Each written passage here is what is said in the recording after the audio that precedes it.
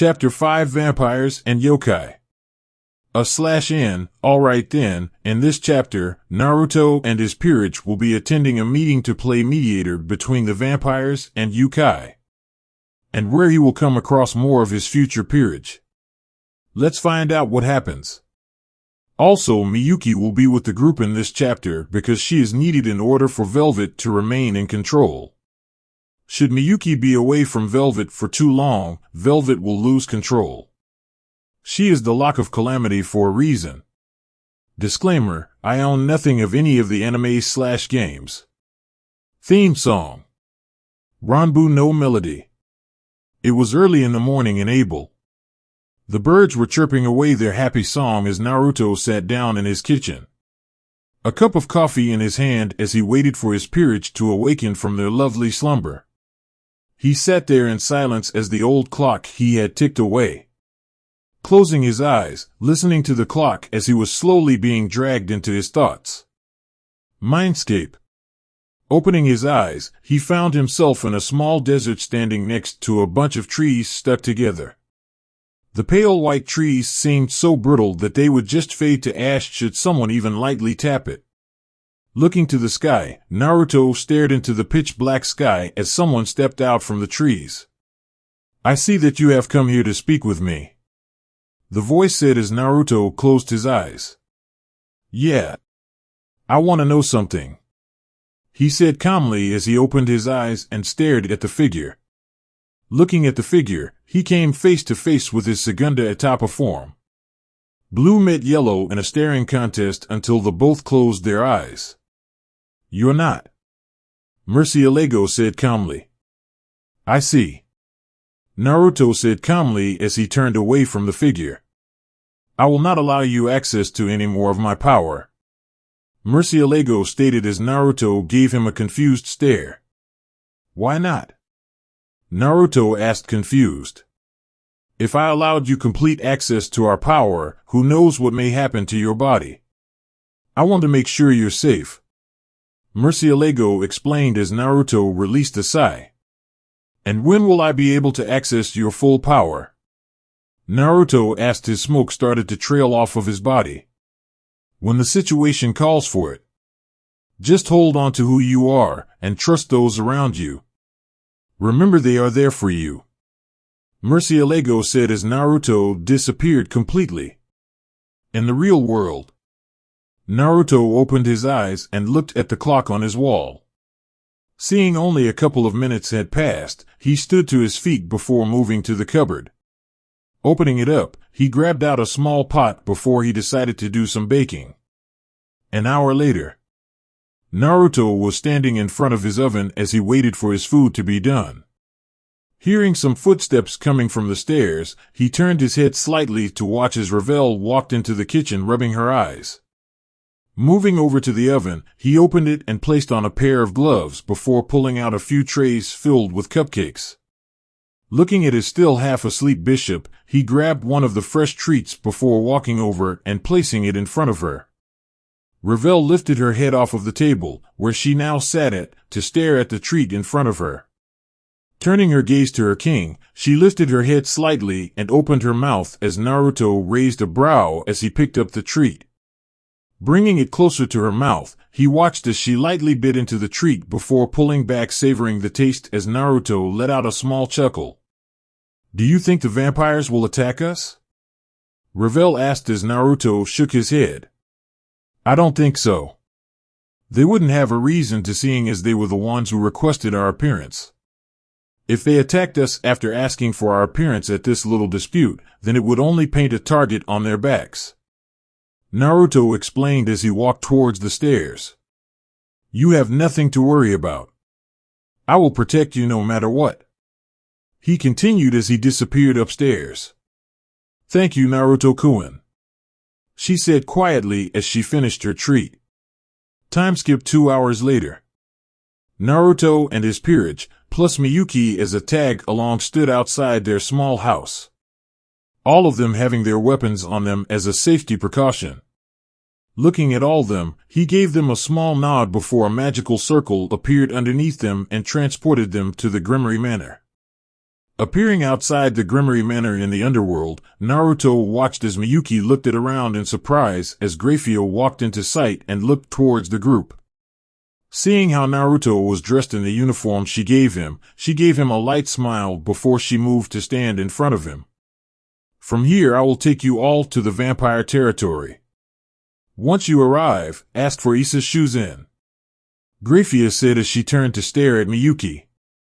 Make sure that she is with you at all times, Velvet-san, she said before she turned her attention back to the matter at hand. Issa Shuzen is the father of one of the individuals involved. You'll hear the story from him.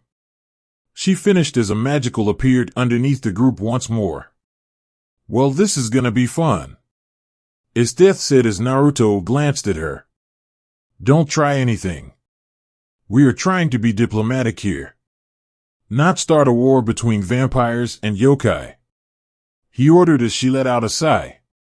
Fine then. She pouted as they disappeared. Grafia, seeing that they were gone, walked back into the manor that belonged to the Grimmery family. You better be ready to face Rias Naruto. She isn't letting go of what could have been hers. Such a foolish girl, Grafia thought to herself as she entered the manor. Vampire territory, Shuzen Manor. Naruto and his group appeared outside the manor of the leader of vampires in Japan, only to find someone standing outside.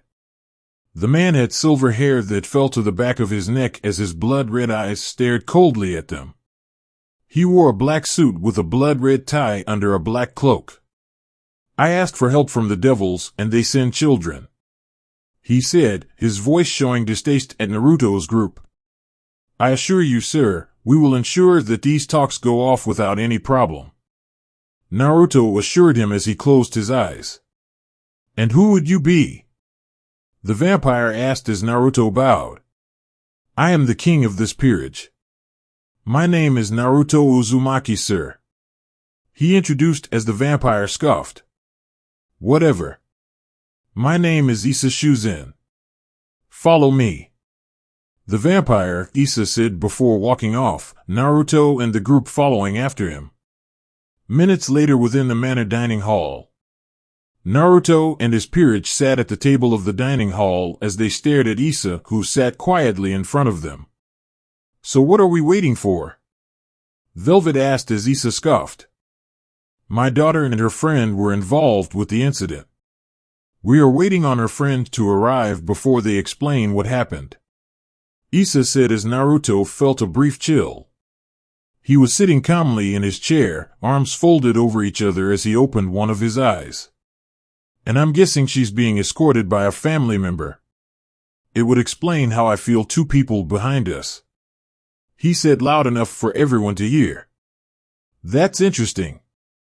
Not a lot of people are aware of our presence, a voice stated from behind him as Velvet turned around quickly, her left arm on display for all. Behind them stood two women, obviously a mother and daughter duo, one having silver hair with a purple tint. She had a few bangs shadowing her face while the rest was tied up in the back. She wearing a white kimono with a purple obi sash and tabi socks with black zori sandals. The other has light purple hair which was long. She has blue eyes with a bit of purple at the top. She didn't seem to have pupils, but if one looked closely they could see that her pupils were actually blue. She seemed to be wearing a light brown pleated checkered skirt, a white sweatshirt with long dark blue sleeves with a black singlet underneath, and a yellow pendant. She wears long dark light purple striped stockings with white shoes and has a belt tied to her left leg. A common thing that was noticed between the mother and daughter was the lollipop that was within their mouths. Standing from his chair, Naruto turned around and opened his eyes, his blue and green locking with the daughter's purple and blue. It's nice to meet you. Allow me to introduce myself. I am Naruto Uzumaki, he said, bowing, missing the small blush that came across the daughter's face. Since you don't seem to be a vampire, I'm guessing you are the devil that was chosen to be a mediator. The woman with silver hair spoke up, getting a nod from our blonde protagonist. I am Tsurara Shirayuki, and this is my daughter Mizore, she said as they both bowed. So a meeting between yokai and vampires, with Yukiana siding with the vampires in this case. How interesting, Esdeath said, folding her arms under her bust as Kurom looked at her. You know them? She asked as Esdeath smiled at Tsurara. Just the stories I've heard of them. Living in a mountain village hidden away by a blizzard. They would sneak into the town below to kidnap men and force them to be their husbands, she said, getting a twitch from Tsurara. That was the old ways. Now our daughters go out into the world to choose the ones they want to be with, Tsurara said as Naruto sat back down. Now that you've arrived, we must wait for Mocha to come down so that we can explain to the devils the situation, Issa said as Tsurara and Mizore took a seat. The group was sitting in silence with Mizore casting glances at Naruto, who pulled out a small book. Eventually the doors to the room was opened as a young woman wearing a yellow sundress walked in. Her silver hair trailed down the length of her back. She carried herself with pride as her blood-red eyes gazed at Mizore. It's good to see you safe, Mizore, she said, giving the girl a friendly smile. Thanks, this place is hot, Mizore replied, fanning herself lightly. Don't worry. We will be leaving now, Issa said as Tsurara nodded. Standing from his seat, Naruto placed his book away before he gazed at Mocha. I am Naruto Uzumaki. I will be the devil mediating this meeting between vampires and yokai, Naruto said as he walked over to stand next to Issa. His peerage followed after him, with Mizore and Tsurara standing behind them. Mocha shrugged lightly, not trusting Naruto in any way, seeing as they had just met. Yokai Faction Headquarters, Kyoto, Japan. When Naruto and the group arrived at the Yokai Faction Headquarters, they found themselves surrounded by members of the faction. Kitsune Yokai, or Yoko, Naruto guessed due to the ears and tails they all had. Is this how Yasaka greets her guests? Issa asked, annoyed at the reception they got. We were meant to be having a peaceful meeting with Yasaka about what happened at Yokai Gakuen with one of her own. Please let us through, Tsurara asked as the Yoko slowly moved away. The one decided to be tough and stepped in front of the group and pointed a claw towards Naruto, who gave the Yoko a bored glance. If you are here for a peaceful meeting, why did you bring a devil with you? They have no business being here, the Yoko yelled, his two orange tails flailing angrily as Issa growled. I asked the devils for help, seeing as they would be neutral to this meeting. And as an extra precaution, as I don't trust any of you, he growled out as the Yoko backed down from the angry vampire. Take us to Yasaka, please. I feel as though it would be better to get this over and done with, Naruto said as he stood in between Issa and the Yoko, who walked off. Not many people would stand in front of an angry vampire, Issa warned Naruto, who turned to stare at him. Not many people can regenerate as fast as I can, Naruto said, his eyes narrowing slightly. Issa scoffed before walking off towards the front door of the yokai headquarters.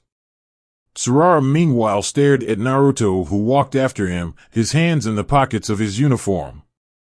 Turning to her daughter, she found her writing in a small book with a slight smile on her face. Looking towards Mocha, she found a smirk on the girl's face as Naruto's peerage followed after him. So girls, shall we follow after them? Tsurara asked with a slight smile as her daughter placed the book away. Will he be here? Mizore asked, seemingly afraid about something. Most likely. But don't worry, Issa-san and I will keep you safe, Tsurara said as she walked towards the door, Mocha following after her. Mizore stayed where she was for a little bit, gripping her sleeve tightly as she stared at the group, shaking slightly. Shaking her head, she ran off to catch up with the others, unaware of the golden eyes glaring at her back. With the group, Issa had led everyone to the meeting place, where they found a blonde woman wearing a shrine maiden outfit sitting at a small table. She had 2 blonde fox ears on top of her hair that blended in with her hair. She also had 9 golden tails flowing around behind her. She gave off the feeling of a strong and peaceful woman. The pleasant smile she gave the group confirmed this. Welcome Issa Shuzen, Shinso Vampire. I wish this meeting could have been on nicer terms, she said as Issa took a seat at the table. Truly, I wish we could have been trying to form an alliance instead of this, he said calmly as Naruto sat down away from the table. Ravel taking her place at his left with Velvet doing the same on the right, Miyuki placed in her lap. Esdeath and Kurom sat behind him, interested on the meeting. Well then, I believe we should get down to business. I, Yasaka, am representing the yokai faction, Yasaka stated with a slight bow, her hands resting on her lap. I, Issa Shuzen, am representing the vampires in this meeting, Issa stated, his voice carrying pride and slight arrogance. I, Tsurara Shirayuki, am siding with the vampires in this meeting, Tsurara said as she walked in, Mocha and Mizore following after her. Watching as they took their seat at the table, Naruto looked towards Yasaka and bowed his head slightly. I, Naruto Uzumaki, am representing the devils in this meeting. We are here to oversee this meeting and nothing more, he stated as Velvet nodded her head as Miyuki went to sleep. I accept these conditions for the meeting. Welcome Naruto-san. I hope you have been given a wonderful reception upon your arrival, Yasaka said respectfully as Naruto closed his eyes. It could have been better, Naruto said as Yasaka turned her attention to Issa and Tsurara, the elder Yukiana having taken her place next to Issa while her daughter sat near Naruto. Now let us address the problem. Both of your daughters were attacked by one of my own, a 4-tailed Yoko named Q, Yasaka said calmly as Mocha nodded.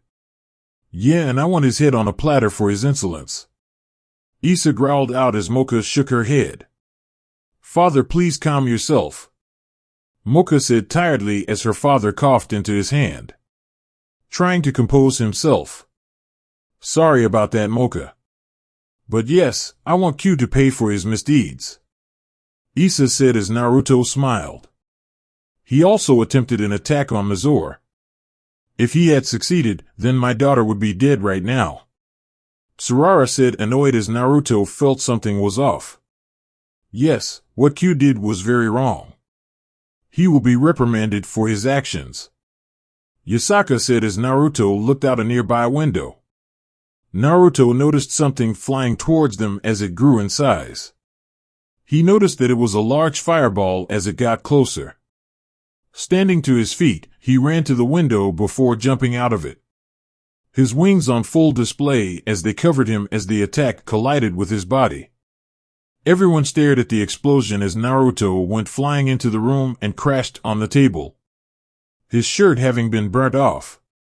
His right eye was closed as burn marks covered the right side of his face, his wings being burned away to the very end, leaving 2 burning orbs on his back, sitting up as the burn marks fading away due to his healing factor.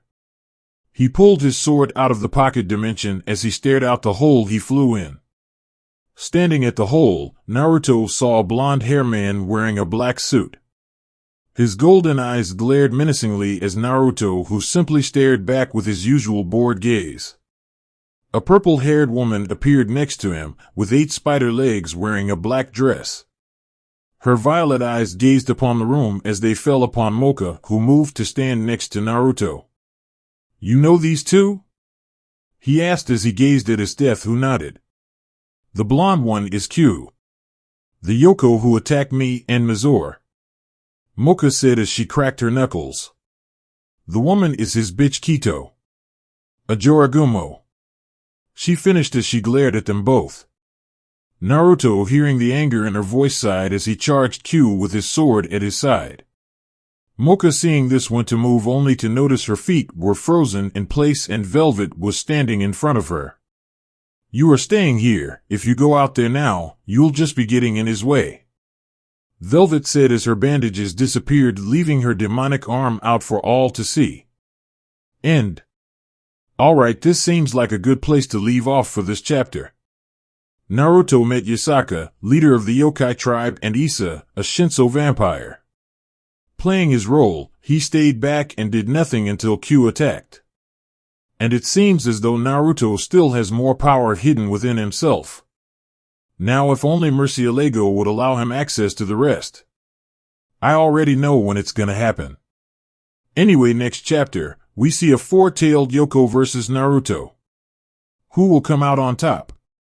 Like you don't already know. And what will become of Mocha and Mizore after this meeting? Find out next time on Despair's Onslaught Murcielago. Chapter 6, Devil vs. Yokai. /N, alright, kinda left the chapter off last time as a bit of a cliffhanger, what with Q attacking during the meeting. In this, Naruto's gonna pay him back a bit. Now on to some other words. I am very happy with how a simple priest turned out between all of you. It's good to see that I still have some skills at writing these stories. Now let's move on with the show. Ranbu no Melody. After flying out the window, Naruto swung his sword hoping to simply wound Q. Unfortunately, the Kitsune didn't allow such a thing and moved out of the way. Landing on the roof, Naruto turned his head to stare at Q, annoyance reflected in his eyes which Q mimicked. You attacked during a diplomatic meeting. I hope you realize what's gonna happen to you afterwards. Naruto said calmly, his sword's handle being gripped tightly as Q only laughed. Please, it doesn't matter what would happen. Because once I'm finished with you, I'm going to kill everyone in that room and I will rule over the yokai faction. Q said arrogantly as Naruto let out a sigh. Using his sonido, Naruto disappeared with a burst of static and reappeared behind Q, his sword ready to take the arrogant fox's head off. Too slow, Naruto said before he felt heat gather around him. Backing away quickly, he ended up at the edge of the roof when he felt something wrap around him. Looking at his body, he noticed that he was tied up in spider silk. Following the trail, he saw the purple-haired woman, Kito, her mouth open as the silk trail stopped within her mouth. How foolish of you to get captured so easily. She mocked only Naruto to move his hand slightly so that he could point a finger at her. How foolish of you to underestimate an opponent you know nothing of. He mocked back as a small green orb formed at the tip of one of his fingers.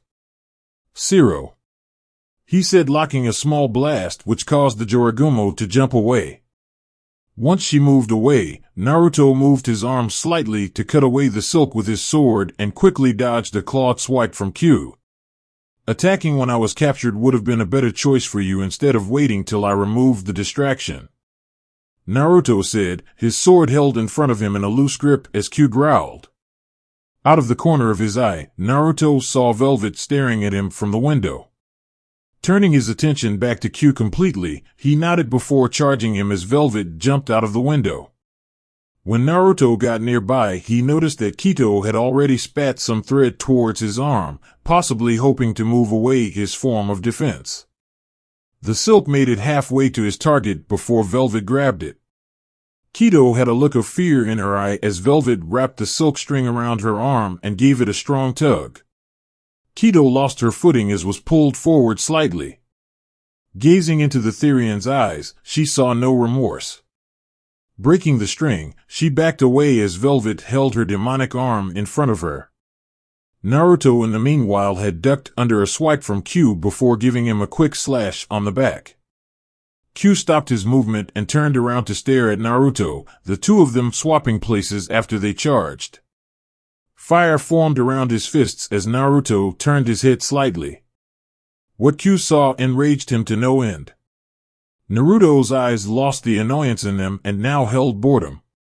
Bored at this fight to the point he didn't see Q as a threat. Give up, he said tiredly as Mizore and Mocha watched on from the window. What did you just say? Q asked, his temper reaching the boiling point as Naruto sheathed his blade and placed his hands in his pockets. I said give up. This fight has no meaning to it. Naruto said, turning to face the man, his impassive face gazing at the enraged snarl on Q's. You're only digging yourself an even bigger grave. Naruto continued as he closed his eyes. Give up? Q asked with a sarcastic tone. I won't give up when our failure of a leader simply sits back and does nothing when one of her own kind are put in trouble. He shouted as he pointed towards the meeting room where Yasako was staring at the ground. She has no choice in this matter. Your actions already placed her in a bad spot, Naruto said, trying to calm down the angered fox. She should still fight against them. I tried to show those two where they belong. Under the feet of yokai like myself. Q said, smiling as Naruto opened his eyes. In fact, after I kill everyone here, I'll visit your faction and show them their place beneath us. I will lead the yokai dash to oblivion. Naruto interrupted the man. What? Q asked, annoyed as Naruto scoffed. I hate people like you. Ones who claim to do things for others when really, all you're trying to do is make yourself feel better about your mistakes. Naruto said as his brow furrowed in frustration. You claim to want to make yokai feared, yet you nearly murdered one of your own. Naruto continued as he let out a breath, his furrowed brow disappearing. The only thing you'll find at the end of your little, for the lack of a better word, crusade, is failure. Naruto said as he looked towards the setting sun. Stop acting like you're better than me. You know nothing of the struggle we yokai faced. Having to give up our land to your kind. Q screamed as he charged Naruto, who continued to stare at the sun. You could never know our struggle. He continued as he threw a fire-infused fist towards Naruto. Without looking, Naruto stopped Q's attack by grabbing his wrist. Turning to stare at Q with an annoyed glare, Naruto glanced to the offending appendage in annoyance before his eyes met Q's own. Golden met emerald green and sapphire blue as Naruto spoke slowly. Is this meant to hurt me? He asked, annoyed before Q felt immense pain. Backing away, he looked at Naruto's hand and saw that his right hand had been broken off easily. The fire around the fist stopped completely before Naruto dropped the hand to the ground. You. Q growled out in anger. You bastard. I'll kill you. He screamed as Naruto continued to stare at him with the same bored gaze. This only continued to increase Q's anger until his was enveloped by blue flames. Naruto raised a brow at this action before the flames faded and his eyes narrowed. Q's hair stopped at the middle of his back. His body was revealed to the world. His skin was pale white as he had red markings covering his chest. He had 2 white ears on top of his head as he smiled at Naruto. Do you like this, devil? This is my ultimate battle form. Q said as Naruto only gazed at him boredly. Is that it? He asked before his eyes widened when he felt pain in his stomach. Looking down, he found Q's fist buried deep into his gut. Tilting his head upwards to stare Q in the eye, his head was forced to the side from a harsh punch. Naruto was sent spiraling across the rooftop until he stopped himself when he reached the edge. Standing up and allowing his regeneration to heal the damage, he stared at Q, who smiled. Is that it? Q mocked as Naruto only stared at him. Once again, boredom was the only thing held within those eyes. You don't seem to understand your situation. In this form, my speed and strength will easily surpass yours. Q said as Naruto rolled his eyes. Trying to prove a point, Q used his speed to move behind Naruto and attempt to behead him. Naruto simply stared ahead and waited. When Q's clawed fist came close to Naruto's neck, Naruto disappeared using Sonido. Copying Q's actions, he lightly slashed Q's right arm. Something that surprised Naruto, though, was that Q's right hand had actually grown back. How did you? Q trailed off as Naruto stared at him. No matter how hard you try, you can never match my speed. Naruto said as Q growled once again in anger. I'll say it once more, give up. Naruto said only for Q to laugh. There's no way I'll ever give up to someone like you, he said before noticing something. Soon a malicious grin formed on his face as a fireball formed in his hand. If I can't take you down, then I'll make that bitch suffer by killing her child, he screamed as he threw a fireball. Naruto saw where it was going and his eyes widened in shock. A small girl watched in fear as the fireball approached her. She had blonde hair tied into a ponytail, with her eyes being a golden color brighter than Naruto's when he's in his balance breaker form. She was wearing a traditional Miko get-up with tall Geta sandals and white tabi socks. Using Sonido, Naruto appeared in front of her and used himself as a shield, saving the young girl from harm. Ha ha ha ha. How foolish.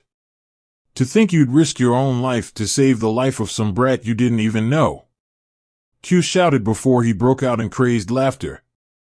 Meanwhile, Mocha and Mizord looked on shocked that Naruto sacrificed his life to save the young girl. Anger quickly rose within them as they heard Q's laughter, only for their eyes to widen when Q's chest was pierced by a green beam of energy. Turning to the fire, they watched as one of Naruto's wings blew away the inferno that surrounded him and the young girl. The other was wrapped around them, protecting the girl from the flames. They saw Naruto's hand was aimed at Q. Grabbing the girl, he left the inferno using Sonido and appeared in front of Mocha. Look after this girl, he said, handing the girl to Mocha before he appeared above Q with the moon behind him. How are you not dead? Q asked, enraged as Naruto continued to defy him. How much more despicable can you get? Naruto asked, closing his eyes as he gained a small green outline. Attacking a child just to try and harm me. Unforgivable, he said as he glared at Q. Drawing his sword and aiming the tip towards Q, he spoke in a tone that promised pain. Onslaught Murcielago. With the word spoken, Naruto was enveloped in a pillar of his green energy until it faded away. Q felt as though someone had just dropped the weight of a building on top of him the instant Naruto transformed. Gazing at the devil, his eyes widened as he saw Naruto standing right in front of him. You can feel it now, can't you? The gap between our powers, Naruto asked as Q struggled to speak. Can't speak? What happened to all that bravado you had? Naruto asked as he stepped on Q's head. Enraged even further by the action, Q launched a quick fireball aimed at Naruto's face, only for him to block it with his wing. It's useless. No matter how much you try, you'll never close the gap between our powers. The difference is of that of heaven and earth. You'll never be able to win now, Naruto said as he took his foot off the back of Q's head and instead grabbed him by the throat. Placing a hand against Q's chest, Naruto's eyes turned to Yasaka. Emerald green stared into golden yellow, one asking a question while the other gave the answer, even if they were filled with regret. What are you doing? Q struggled to speak as the vice-like grip Naruto had on his throat crushed his windpipe slightly, making sure that this would not have any problems for the future. Q, the four-tailed Yoko, I will carry out your sentence right here and now. Naruto spoke coldly as a zero formed in the hand that was planted against Q's chest. Had Naruto been paying attention, he would have noticed the string of web that connected to his arm before it was forcefully jerked away. His hand was aimed at Velvet as the zero erupted. His queen only had an instant to put her guard up to reduce the damage as the zero connected with her directly. Velvet! He screamed in worry only to see a hand right in front of his face. You can't block this one. Die, you nuisance! Q screamed as he blasted Naruto in the face with one of his strongest fireballs. The force of the blast sent Naruto off the roof as he collided with the ground, his head smoking from the blast it took. Meanwhile, after taking the zero, Velvet stood to her feet, ignoring the pain she felt from the blast. She tried to move over to Naruto only for Q and his helper to stand in front of her. Looks like your king is done for. Too bad for you. Kido mocked as Velvet growled as her body was covered in a red aura. Q moved to attack her only for him to throw Kido behind him as she took a blast to the back. Looking back in shock, he was in denial at the fact Naruto had stood to his feet and launched a bala at him when his back was turned. How did you survive that? He asked in disbelief as the smoke faded, showing a mask on Naruto's face, though it was cracked over right eye and his cheek. I don't really know myself. All I know right now is that I feel energized right now, Naruto said, his voice echoing due to the mask. The mask itself had showed no distinct features bar the 2 black tear marks under the eyes, though the mask cracked and shattered instantly, revealing that Naruto had some burn markings on the right side of his face that were slowly vanishing. Making his way over to his queen, Naruto formed his spear in his hand as he glanced at Velvet. Can you still fight? He asked as she nodded. Yeah. Now let's beat this asshole, Velvet said, annoyed as her king nodded. Drawing her wrist blade out, she charged Q with Naruto following her. In response, Q created a sword made completely of flames and swung it. It clashed against Velvet's blade, who swung her demonic arm at Q's face the moment their weapons touched. When Q ducked his head to avoid it, he was nearly impaled by Naruto's spear. Jumping away, he threw 2 large fireballs at Naruto and Velvet. Having an idea, Naruto blasted the ground with a Zero, blinding Q. Time to get serious, he said as she nodded. You're about to experience true hell, Q, Velvet said before she charged him. Q swiped at the dust cloud, trying to find his opponents, only to find Velvet right in front of him. She swung her claw, scratching his chest, and followed it up with multiple stabs and thrusts from her blade. She jumped out of the way as Naruto appeared behind Riser, stabbing him in the shoulder and blasting him with multiple Zeros with low enough power to only daze Q. Following his queen's actions, he jumped into the air and gathered his energy into his right hand while Velvet did the same with her left. I'll grind you into dust, she shouted as a purple-colored orb appeared in her hand. You should never attempt to harm those who have caused you no troubles. Know that you died because of your own pride, Naruto said as his energy gathered into his own hand.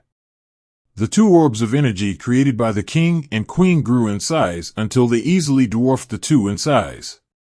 The ones watching the fight looked on in shock at the power the 2 held, though it was Mizore that noticed something.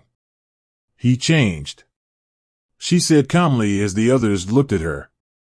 What do you mean, Mizore? Mocha asked as the girl pointed at Naruto. He's back to normal, she said as the others gazed at Naruto. True to the girl's word, Naruto was back to normal. The energy he released when transformed had been completely drawn into the giant orb of energy that was slowly shrinking, though Mizore instead turned her attention to Q, who was gazing at the giant orbs in fear. She placed her hands on the nearby wall as ice started forming as it quickly moved towards Q. Meanwhile, the 2 shrinking orbs started to merge together. Slowly they were brought together. Naruto's own dark green orb lightened a bit as it gained a purple coloring at the edges, while a core of pitch black energy appeared in the middle. This is our full power brought together, Naruto said as he and Velvet charged Q, a trail of black and red energy following them. Q moved to give his last form of defense only to find that he couldn't move. Looking at his body, he noticed that it was completely frozen over. Following the ice trail, he saw that Mizore was the one who had frozen his body over. This is the end, Q, she said quietly as no fear appeared in her eyes when she glared at him. I will never fear someone like you ever again, she shouted as Mocha looked at the normally quiet girl. In a last-ditch effort, he turned to beg for his life only to find Naruto and Velvet within touching distance of him. No mercy was shown in the eyes of Naruto and Velvet before they thrusted the orb towards Q's face. Impulse desire. Velvet shouted out as the orb crashed against Q's face and exploded. When the smoke cleared, Naruto and Velvet were standing in place, Q's body having disappeared due to the strength of the attack. The full power of the Lord of Calamity along with the Queen of Graphia's peerage proved to be a bit too much for the four-tailed Yoko's body. Looking to his queen, he saw her giving him a gentle smile as the both returned to the room where the meeting was taking place. The next day, after the meeting was sorted out, with Q's death after he interrupted the peace meeting making Issa happy that he got his way, Naruto and his peerage were about to return to the Isles for a rest. Though they were stopped by Issa, who gave an offer that shocked Naruto. "You want me to reincarnate Mocha into my peerage?" Naruto asked, thinking he heard wrong. "Yes. I've seen how powerful you are, and I realized that you might be able to make Mocha stronger than ever," he said as Naruto simply stared at him shocked. "Are you sure about this?" he asked as Issa nodded. "As much as it hurts my pride, I am," he said as Naruto looked behind him to see Mocha standing with her arms folded. "What's your thoughts on this?" he asked as Mocha looked at him. "If I joined you, how would I be treated?" Mocha asked as Naruto placed his hands in his pockets. "You'd be treated normally. I won't ask anything of you that you don't like. You'll have free reign of yourself," Naruto said with his arms closed. "Fine then. I will join your peerage." "Same as Mizore," Mocha said as Naruto raised a brow. "It sounds like fun," the voice of the Uchiana said from behind him. Naruto turned around to stare at the girl with slight shock in his eyes. Strange. This is the first time someone managed to slip past my senses, Naruto thought to himself as Mizore smiled at him. "If you wouldn't mind, I'd like to join your peerage. I saw how strong you were, how you held no fear. I want to be able to be like that," she said shyly as she looked down. Naruto stared at the two girls before he looked over them. In his right hand appeared a rook piece which he held out to Mocha. "Do you accept the position of my rook?" he asked the vampire, getting a nod. "I, Mocha Akashiya, will stand beside you as your rook," Mocha said with a bow as Naruto turned his attention to Mizore. "Do you accept the last of my pawns?" Naruto asked as 4 pawns appeared in his hand after he gave Mocha the rook piece. "A pawn?" Mizore asked as he nodded. "The underdog piece. One that is usually forgotten about or treated wrong because they are considered sacrificial. But in reality, they are probably the strongest piece," Naruto said as Mizore nodded. "All right then," she said as his death laughed. "It's good to have someone else who uses ice. Perhaps I can help you find an interesting way of using it," she said as Mizore stared at her. "I'll take whatever advice you have then," she said smiling as Naruto felt something was off. Looking over to one of the nearby trees, Naruto stared at it, trying to see if anything was off. "Naruto, are you okay?" Velvet asked as he nodded. "Yeah, just thought I saw something," he said before turning to face his peerage. "We'll return to Mocha's house and get her stuff all packed up. After that, I'll open a Garganta for all of you to return to the Isles," he said calmly with Ravel noticing what he said. "All of you?" she asked confused as Naruto nodded. "After I send you back to the Isles, I'll be going with Mizore to her home to help her back," Naruto said as Mizore looked down, smiling slightly. "Fine then. Do what you gotta do," Velvet said as the group went to return to Shuzen Manor. "Wait," a young voice called out as the little girl Naruto saved ran over to the group. "It's you," Naruto said as the girl ran over and hugged his leg tightly. "Thank you for saving me," she said as Naruto looked at her. "Don't worry about it," he said looking down at her. "What's your name?" he asked as the girl laughed. "My name's Kunu. I'm the daughter of Yasaka and the future leader of Yokai faction, she said as Ravel walked over. Well, it's nice to see you're safe then, Kunu-sama, she said as Kunu smiled. Thank you all for trying to be diplomatic. And on behalf of the Yokai faction, I'm sorry for Q, she said, backing away and smiling. Don't worry about it, Naruto said as he turned around. We'll see you again one day, Kunu-sama, he said, walking away as everyone watched him walk away. His peerage bowed to Kunu before following after him. Meanwhile, Yasaka walked up to her daughter and patted her on the head gently. So what did you think of the devils? She asked as Kunu smiled. They were really nice. I liked him, she said as Yasaka smiled. So you might like to marry someone like him in the future? Yasaka asked as Kunu shook her head. There's only one person like him, she said as Yasaka smiled. I'll have to think about this then. Naruto Uzumaki Yasaka said to herself before she returned to her home. In the trees. That was close, Naya, a feminine voice said as she watched Naruto and his group disappear. I can see why Ofisama is so interested in him, she said as two black cat ears twitched on her head. The woman watched as a magic circle appeared underneath her. Well, better keep my eyes on this one, Naya, she said happily as her golden eyes showed mischief before she disappeared. End. 215 Chapter 7 Reunion. /N, Murcielago is back and we're hoping right into the Excalibur arc with this. So let's get right into this. I own nothing but the plot line of this story. All rights of proper ownership go to the ones who make money off of the original products. Ranbu no Melody. After the incident within the Yukai faction, Naruto and his group returned to their home in the Isles. They had been resting for quite some time, simply wandering around the place. Naruto would help Velvet with cooking while also looking after Miyuki. While they did that, Mizore trained with his death. This led to the two getting along a bit too well for Naruto's tastes, fearing that Mizore may pick up some of his death's habits. As we find them now, Naruto was currently practicing with Ravel, trying to work on strengthening the power behind her attacks. Try again, he stated calmly as his bishop launched a fireball at multiple trees. The object of this training was to only burn certain trees while using flames at a stronger heat. The stronger the flame, the harder it is to control.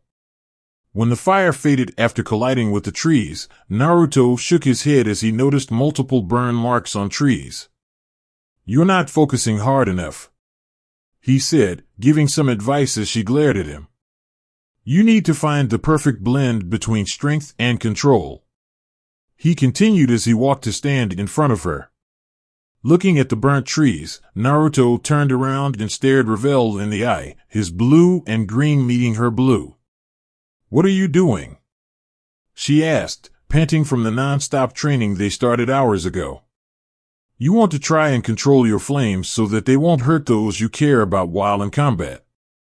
Launching multiple fireballs is good, but if you have no control over them, then you're more of a flight risk as it's possible you'll hit those on your side, Naruto explained before he raised his hand and pointed towards her.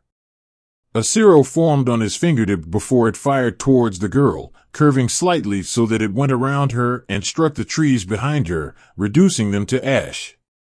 As you can see, by using you as an example, I was able to curve my zero to the point where it missed you but still hit what I was aiming for, he said before he lowered his hand. Now do what I just did, he urged as Ravel's eyes widened. What? She asked, surprised at his sudden request. Fire your strongest attack at me, but maintain control and force it to bend around me. You have control over your flames, yet you want to maintain your control to the point where you can restart your flames using just embers. As such, I will stand in your path and give you a simple target. The tree behind me is what you are aiming for, Naruto said as he blankly stared her down. If you're worried about me, Do not forget that I can just heal the wounds with my regeneration. He added as Ravel raised her hand to the sky. Just as a fireball formed, Kurama appeared in the side of the clearing. The little fuzzball's appearance distracted the two as he stared at the two devils with his head titled slightly. A note shown to be tied to the collar around his neck. Walking over to him, Naruto gently took the note from the fox before handing him to Ravel, who instantly pampered the fox while Naruto looked over the note. We are having some visitors within the next few days. Church affiliates. Please return and watch over them. After reading the note, Naruto folded it up and placed it within one of his pockets before he started to walk back home, Ravel staring at his back in confusion. Where are you going? She asked with a heel tilt that Kurama mimicked. We are going home. Then back to Kuo. It seems we are needed there. Naruto explained as his mind traveled elsewhere. In Kuo hours later, 3 people, 2 wearing black cloaks, had just gotten off of their flight and arrived in Japan. After that, they instantly made their way towards the small town of Kuo, their mission lingering within their minds as they took in the sights. This place. The tallest of the 3 said as he looked around the town. It brings back memories. Another, with chestnut brown hair that fell out of the hood they were wearing, said, What do you think, Zenobia? Is the boy here? The tallest asked as he turned to the other figure who removed her hood, revealing her blue hair with a dyed green fringe to the world. I'm not too sure, she said, looking around as the figure with brown hair took off her hood. You need to take me to the orphanage here, Zenobia. I want to see it. She almost begged as the man laughed. We can visit the last old home afterwards, Irina. For now, I think we should focus more on our mission, the man said as the 2 girls nodded. Yes, Father Anderson, Zenobia said with a firm nod as Irina sighed. The group of 3 church members walked away from their position only for Anderson to stop. He sniffed the air, getting strange looks from those around him. It seems as though there are some stray lambs around. As devout followers of our Lord and Savior, I believe that we should cleanse the heathens. Anderson muttered as he started walking away, the 2 girls with him, following after him quickly. They followed the tall man all around the town until they eventually found themselves standing outside a small destroyed warehouse. Though, when they arrived, they were greeted to the sight of Rias and her peerage standing outside the doors ready to enter. Exorcists? She questioned as she stared at the group of 3. Her question was interrupted when the roof to the warehouse was broken as a body came flying out, landing a small bit away. Looking towards the body, they saw what seemed to be a bipedal wolf wearing human clothes, one of its arms missing as most of its fur was coated in blood. The doors to the warehouse opened as the ground quickly froze over, making a dead line straight towards the wolf, who tried to run only to trip. The ice quickly covered the lower half of its body, immobilizing it. Anderson, seeing this, went to approach the demon over to be stopped by the sound of footsteps slowly making their way out of the warehouse. Ria's eyes narrowed as a familiar and rage-inducing face walked out. Her demon arm in plain view, Velvet stepped into the clearing as the wolf shattered the ice covering it with a large howl. The wolf charged forward only to be pierced by 2 large icicles in the stomach before a static boom appeared to its side. The wolf turned only for a foot to collide with its face. Its body flew towards the exorcists, 2 of which were in shock only for Irina to bring them out. It's coming, she called as she reached for her bicep, only to stop as the static boom happened and Naruto appeared from where he kicked the wolf. Grabbing it by the throat, he pushed it into the ground and pinned it down with his foot. Turning his head slightly, his long green locked with Zenovia's gold before he felt himself lose balance. The wolf had torn through his leg completely and lobbed the leg off, causing the blonde to falter and for it to get up and distance itself. Before the wolf could move to attack as Naruto fell towards the ground, it roared in pain as a small explosion of fire went off in its eyes.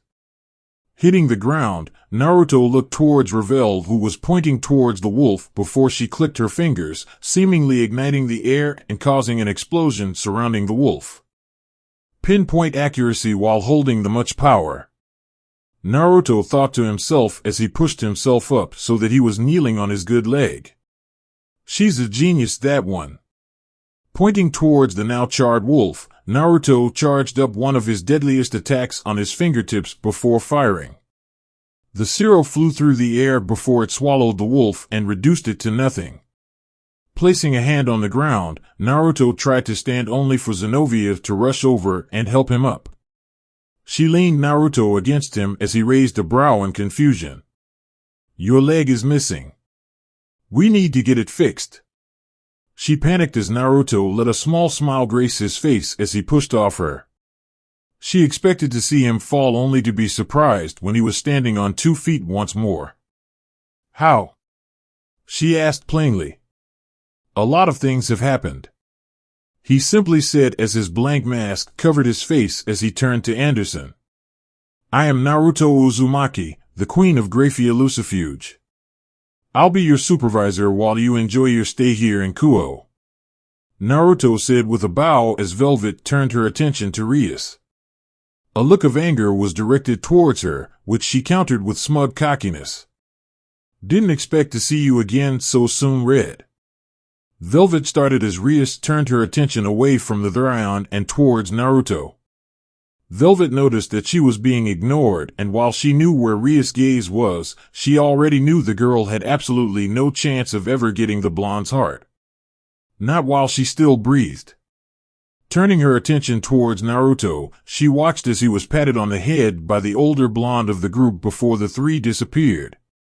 Though the blue-haired one stayed a bit longer and gave him a smile before leaving and following her friends. Naruto turned around and walked over to the two groups, his hands placed within his pockets. Stopping in front of Rias, Naruto seemed to be as calm and collected as he always was, yet something strange seemed to be happening with Rias. A small red blush came across her face as Naruto stared her dead in the eye. Closing his eyes, he brushed past her, ignoring the hand that reached out at his waist and seemingly grasped nothing. Velvet watched as he chatted with the others within Rias' peerage, catching the stares that Aquino was giving the blonde before he turned his attention to his group. Aquino and the others watched as the rest of his peerage came out of the warehouse before they followed him as he walked back towards town. The church members will be arriving at Kuo Academy tomorrow in order to discuss their terms and explain as to why they are here, Rias. I expect you to behave as someone befitting your status and hear them out, he said as Velvet's gazed towards the redhead, who nodded without turning around to meet their face. Must be embarrassed, Velvet muttered to herself as she followed her king to their place of temporary stay. An hour later, Uzumaki House. Naruto and his peerage arrived at the apartment to find it seemingly unlocked. Entering, they were greeted to Ophis, sitting in the corner in her younger form with a pair of headphones on. Her eyes closed as she allowed herself to happily ignore everything. The one thing that made Naruto raise a brow was the black kitten that was taking a nap next to her. Crouching over her, he tapped the dragon god on the shoulder, causing her to open her eyes and lazily gaze at him. "Welcome home," she said. Her gaze went to the peerage members behind him. "They seem strong," she complimented as Naruto nodded. "Strong enough to help me," he replied as Ophis nodded. "This is the place in which we will be staying. I know it's smaller than our home in Berseria, but it'll get the job done," he said as he sat against the wall next to Ophis only to see Mocha step in front of him. "Why did you make me and Mizora stand back in that fight?" she questioned as Naruto stared her down. "I wanted for you to see the state of teamwork that we have already established," he said as Mocha raised a brow. "You made us stand back just so that we can see what you guys currently have going?" she asked as he nodded. "What about Kurom?" she asked, pointing towards the black-haired girl who was sitting opposite her king. "I sat out because there was no need," Kurom cut in as Mocha turned to her. I've seen Velvet when she's close to a breaking point, and I'm confident to say that if she and Naruto work together, there is nothing to worry about. Though if she ever turned against us. Kuron trailed off as Mocha turned her attention to the woman who took the spot next to Naruto. It's as Kuron, says Mocha. I want to work on the teamwork between us. Naruto said as his gaze went to the ground. But why? She asked. Trust. Naruto answered calmly. With your fellow peerage members, I want you to trust them to have your back when focusing on other targets. As such, I wanted to show you the teamwork we have developed at this current point. He added as Mocha fell silent for a moment as her gaze went across the peerage. We're a strange group, that is for sure. But I think we could at least try and make it work. Velvet said from her spot as Mocha pondered her words. On the next extermination, I want to pair up with you, Naruto. Mocha said as she stared at the blonde. That is fine. We'll also have some more training to do then. But for now, we must rest. Tomorrow comes the meeting and trying to get all of you into school. Naruto said before his death looked towards him. We could try to play off being transfer students. She offered as Naruto looked at her from the corner of his eye. That would work out most of us. But what about you? He countered as his death laughed. Oh my dear king, you mock me. I would instead aim for a teaching position. Everyone in the room bar the sleeping cat stared at the woman with a look that made her retract her idea. We don't need everyone to get into the school. Myself and you should be enough. Velvet said as Naruto nodded slowly. You're right. Bringing in my peerage at this moment would be too fishy and might be seen as a threat to the churchgoers. He theorized as Velvet nodded. Then it's settled. Tomorrow, I'll accompany you to school and we will handle the meeting there. Velvet summed up as the others shrugged their shoulders and sat down, each getting into their own positions for the night.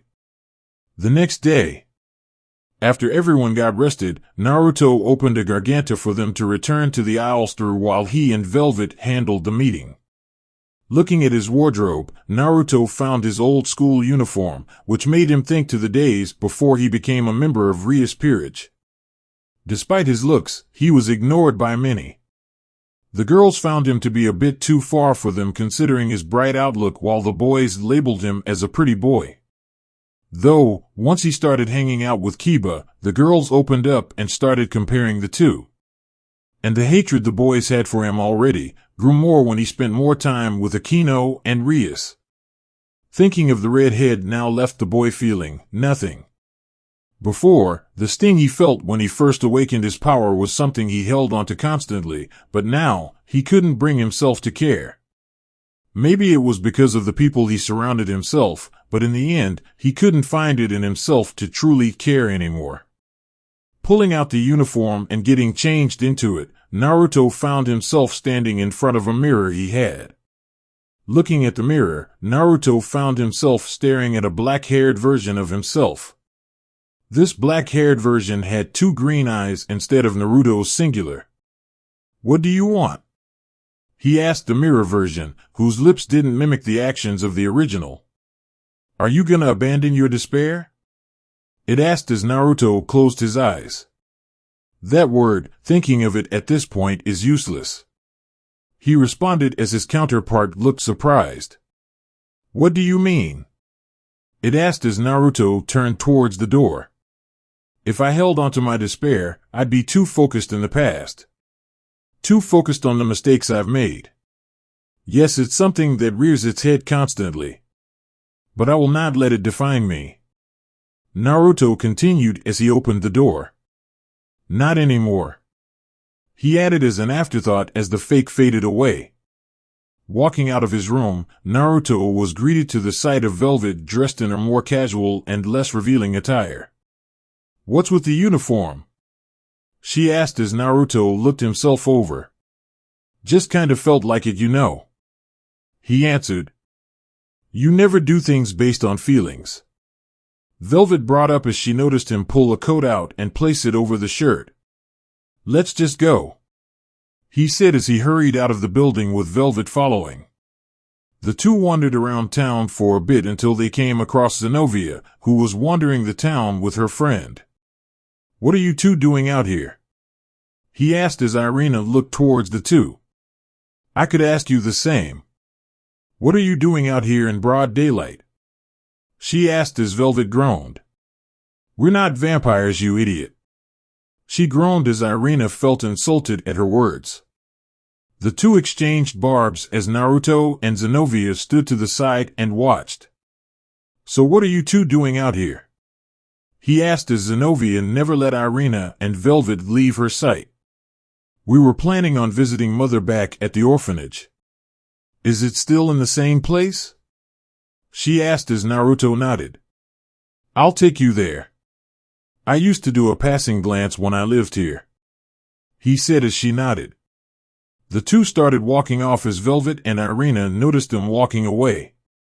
The two glared at each other before following after, easily catching up as the other two were taking their time.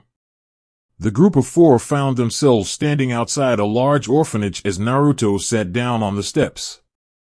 Irina followed a happy Zenobia inside as Velvet sat down next to her king, who had a solemn smile on his face. What is this place? She asked as Naruto looked at her. This is the place I grew up. This is my old home, he said calmly. While the two devils had their small talk outside, the two young exorcists found themselves chatting happily with the children inside. The chats ranged from the girls asking how Zenobia and Irina got so pretty, while the boys wanted to know who they got so strong. Irina responded that constant prayer and undying loyalty with the Lord above would grant them any desire that they had. Meanwhile, Zenobia was busy chatting away with the woman who raised both her and Naruto in their early childhood. It's great to see you again, Mother. Zenobia started as the nun. Nono smiled. It's been far too long since I last saw you. I was right to say that you would grow into a beautiful woman. She complimented as Zenobia blushed slightly. Thank you, Mother. Zenobia shyly replied as Nono giggled. What happened to the strong Zenobia that would drag the blonde-haired boy wherever she went? Nono teased as Zenobia giggled. She grew up, left the next, and got stronger, I guess. Meanwhile, he's changed. Zenobia said slowly, seemingly upset at how Naruto acts. If only he was around. I would love to see him once again. Nono calmly said as Zenobia perked up. He's outside right now. We kinda met up with each other on our way here, and he escorted us here. Zenobia brought up as Nono stood to her feet. Then let's go see him. Besides, I want to meet his guest. She brought up with a smile as Zenobia raised a brow. How did you know? Zenobia asked as Nono took off the glasses she was wearing. Grabbing the small eye patch she wore, Zenobia watched as Nono removed it and saw a familiar green eye staring at her. When Naruto left the orphanage, or was forcibly removed, he gave me the gift of his own eye. Over the years, I've noticed that when I close my eyes, I can see through his eyes. It doesn't always work, but I'm just happy to see that he's still around. Nono explained as she walked towards the door with Zenobia following. The two devils sitting on the stairs turned slightly when they noticed the doors open and Naruto's gaze was turned towards the ground. You've grown into a fine man, it seems. Nono started as she walked down the steps. I've grown into something. I'm not sure a man is what I'd call myself. Naruto replied as she turned her attention to Velvet. Well, it would have to be something quite interesting to get such a wonderful lady to stay by your side, she said as she walked over and grabbed Velvet's non-bandaged hand. I'm Nono Yakushi. She introduced herself calmly as Velvet gave an awkward smile. Velvet Crow. It's nice meeting Naruto's mother. Velvet introduced herself as the woman simply gave the group a small smile. The small family reunion was nice, though a bit on the strange side given everything. A mother reuniting with her own child. A discovery of oneself and the realization of trust between a large group. It seems life for Naruto can either go two ways. Both contain a large amount of chaos, but only one has a happier end. Chapter end. Now this was one of my crappier chapters for Despair's Onslaught, but don't worry. This is just me working off the rust with this story. And the rust is quite large. So anyway, sorry that the quality for this chapter is very poor compared to my other stories, especially my latest ones, but I will build it up as much as I can as I still believe this is one of my better stories. Anyway, see you guys later.